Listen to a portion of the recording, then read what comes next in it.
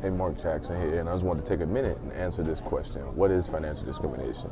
I got this question from one of my followers here on social media who watched another one of my videos and asked me, Mark, can you go into a little more detail on that? And I thought that in not just answering his question, I would answer a little more detail in general. So financial discrimination is like this. It's the core reason why a lot of people are not able to get ahead financially. It's because you do not know what you do not know. Money is a subject. Money is not just the thing that we use to get stuff. It's a subject.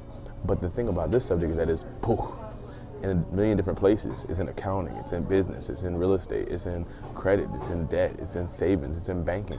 So it's spread out into all these little pieces, and unless you take the time to put the puzzle together or meet somebody like me who will put the puzzle together for you because they understood when they didn't know that they had so many pieces spread out all over the place, and feel a compassion for other people who feel this way that he felt, to give you that information, unless you have those kind of resources, you're not going to be able to understand what's going on with you and your money. You might say, I'm in debt. What do I do about it?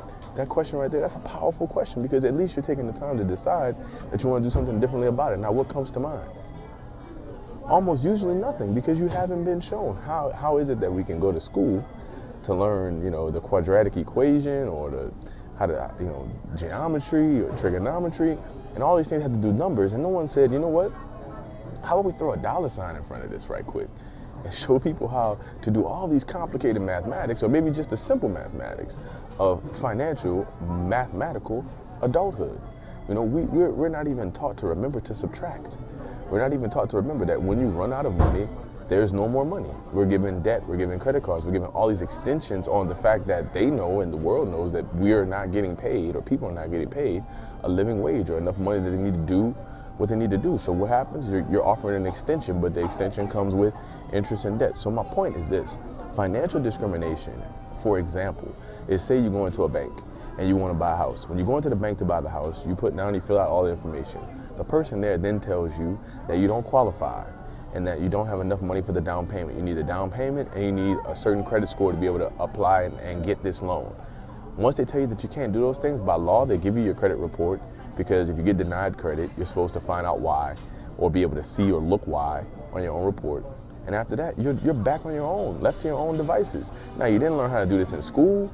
You didn't learn how to do this maybe from your parents, and you have no one around you to ask for help. The internet is filled with information, but not as much wisdom or direct information. It's filled with scattered information. So how do you find the step-by-step way to do what it is that you're supposed to do? You can't. That's the secret discriminatory part. I'm not going to tell you can't get it because you aren't the kind of person I like. I'm just going to say you don't qualify for this, regardless if I like you or not.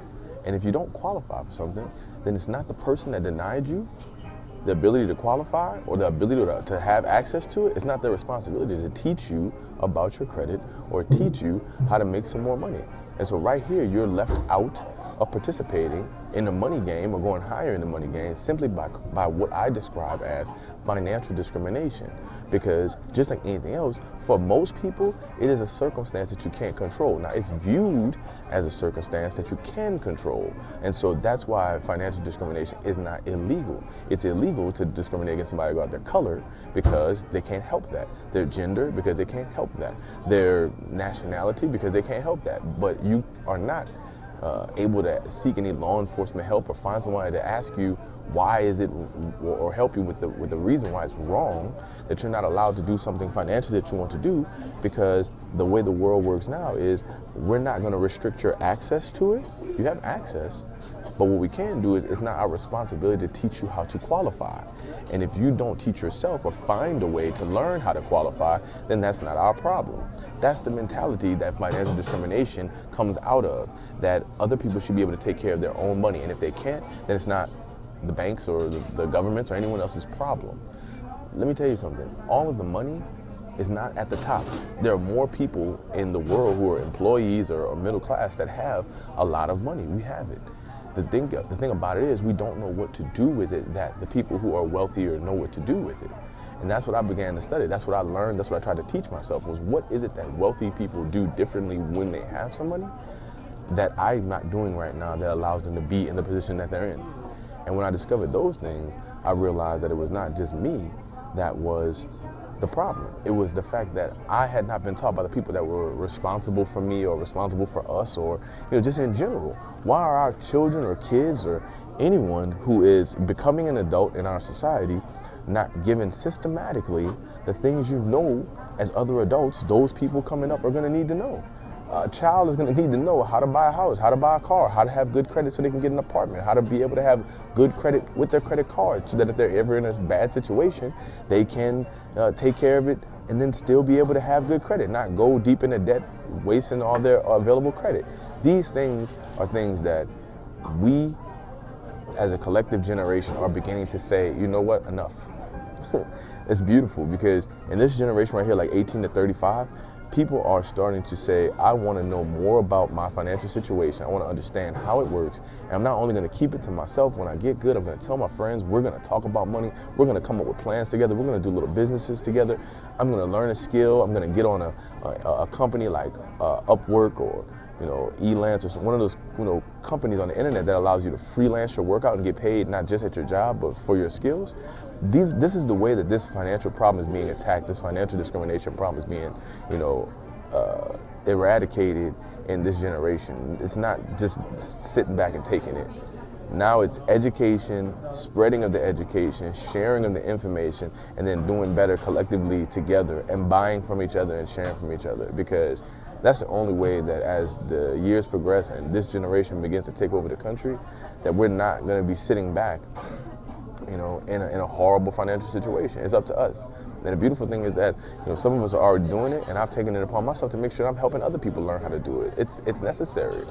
It's our responsibility to each other to say, hey, there's something out there that we all have to use every single day, and it's not a social class thing. I'm not better than you, you're not better than me. If you have more and I have less, whatever. If we all have more, then we all do better together, because I can sell to you, you can sell to me, we can do business, we can have the things we want, and it's a much better and more peaceful society. So that's my take on it. So financial discrimination is something that you have to personally eliminate from your life. It's not going to be able to be, something that everybody is able to take up the cause as one go march on Washington and get rid of. It's not illegal. The thing we have to do is to not allow it to happen to us, our friends, our children, or anybody that we care about, by passing along good financial information, good books, good information, good videos like this that bring the awareness to the situation so that we can continue to prosper. And that's just what I wanted to share with you today. Thank you for taking the time to listen. I want to thank my follower, I know you're out there, for asking the questions so that other people can have the information. I'm grateful for you. Thank you for watching this video, and I'll see you on the next one.